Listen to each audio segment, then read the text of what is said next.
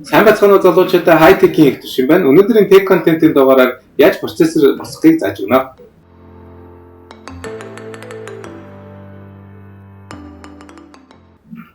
За өнөөдрийн билд нь ерөнхийдөө FPS өндөр гаргадаг, рендер гайгүй үздэг. Тийм нэг хүнтэй биш комбо хамаа. CPU Ryzen R5600, board нь MSI Mortar Max B450M, SSD-ийн Intel 3400 GB, RAM-ыг 8/8 3000 MHz RAM байгаа. Cooler Master-ийн 600 W-ийн блок бүгднийг хийжээгээд тэн дээр тавьдаг процессор дээр тавьдаг карт маань RTX 2060 Ventus байна. Энэ одоо процессорын хэсгүүдийг бид нэр Pantex P400A case тэгээд одоо бихтэндээ буцаая.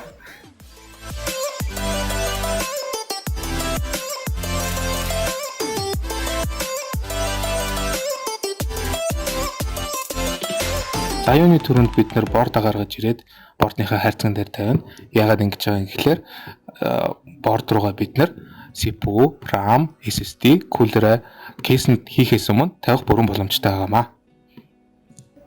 За яагаад бид нэр бордынхаа хайрцагийг ашиглаж байна гэхээр бордныхаа хайрцаг маань ерөнхийдөө бол бидний ажлын талбар болж байна. Дараа нь CPU-г гаргаж ирнэ. R5600 CPU нь cooler-тэй дагалддаг учраас cooler-ээ бас гаргаад ирнэ. За Ryzen CPU-г хийхдээ бордны сокетны энэ гохыг дэвшлүүлээд Ryzen CPU-г гаргаж ирэхдээ маш боломжтой. Ryzen CPU нь их олон шүттэй учраас тэр хугарч багдгүй. Ryzen CPU-ийнхаа энэхүү гурвалжинг бордон дээр байгаа энэхүү гурвалжинтай тааруулаад тэгшхэм доошоо тавина.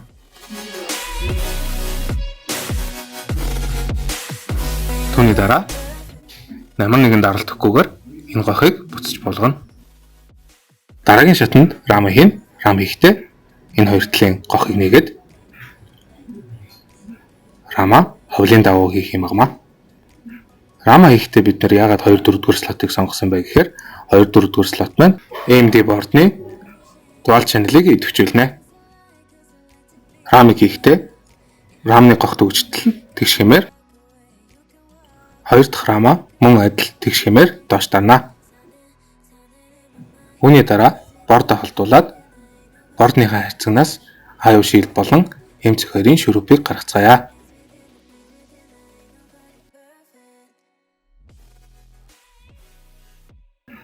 Дараагийн шатанд M2 storage борд руугаа хийцгээе.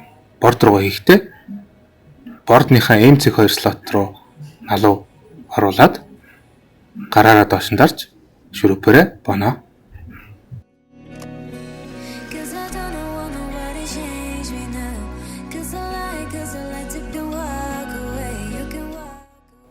M2 боож дуусны дараа кулерээ тавьцгаах болно. Кулерээ тавихын тулд CPU-ний хоёр талд байгаа маунтуудыг салгаж авах шаардлагатай.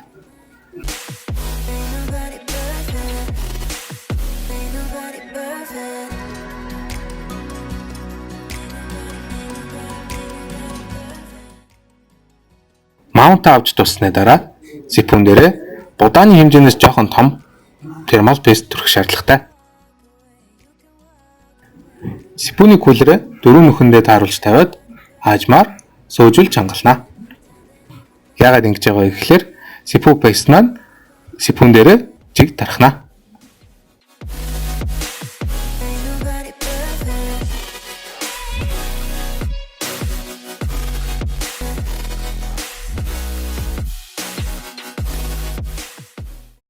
CPU-г сайтарч хангалсны дараа CPU-ийнхаа сэнсний залуурыг бариад CPU доогуур зураас fan 1 гэсэн шон руу хийнэ.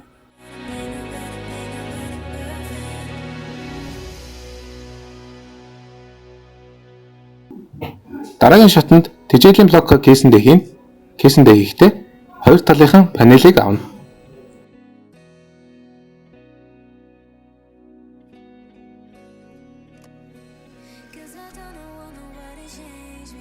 Бидний сонгосон Pantex P400A кейсний эрэг шурганы харьцгийг гаргацгаая.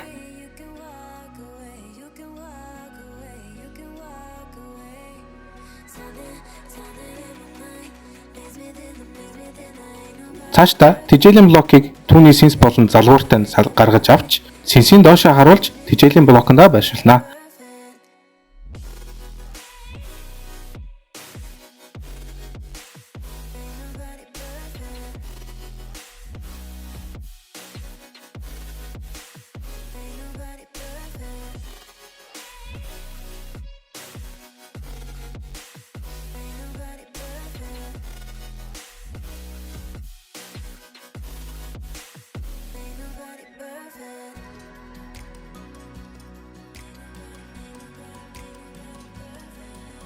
Тэжээлийн блок маань бордондоо зовлох 24 пинтэй.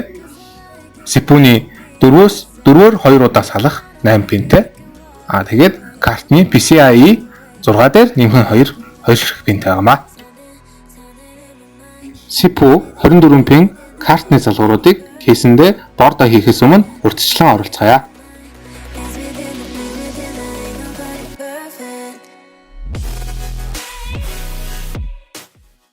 Бордоо байрлуулахаас өмнө бордныхаа аюу шилдийг дээрх дөрвөлжин хэсэгт кейснийхээ дотор талаас нь хийж байрлуулна.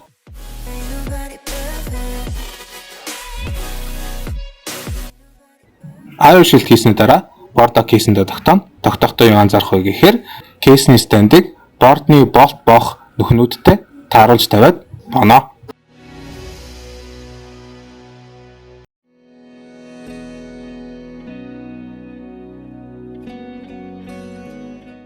Тэжээлийн блокны 24 пин залгуурыг бордныхоо 24 пин залгуурын гогтой тааруулж хийгээд түүнтэй адил CPU-ний 8 пин залгуурыг бордныхоо 8 пин залгууртай тааруулж хийнэ.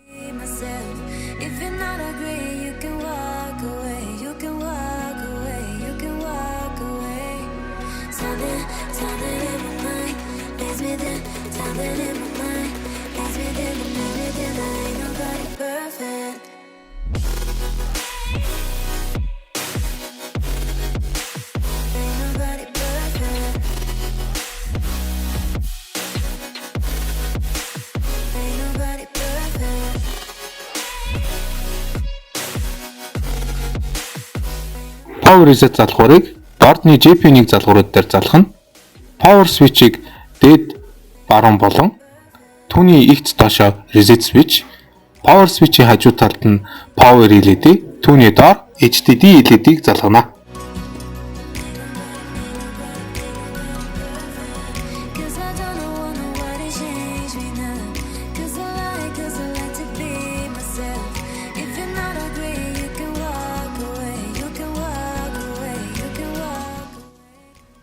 Гайдныхаа сүүлийн хэсэг болох график картыг байрлуулцгаая.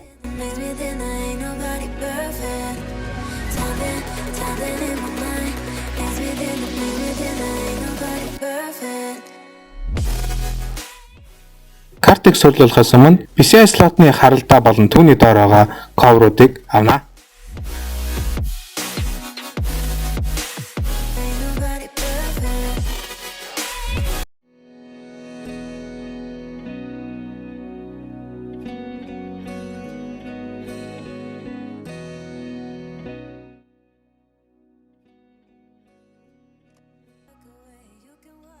Картыг бордны PCI слот руу түлхэхэд тэжээлийн блокны залгуурыг залгана.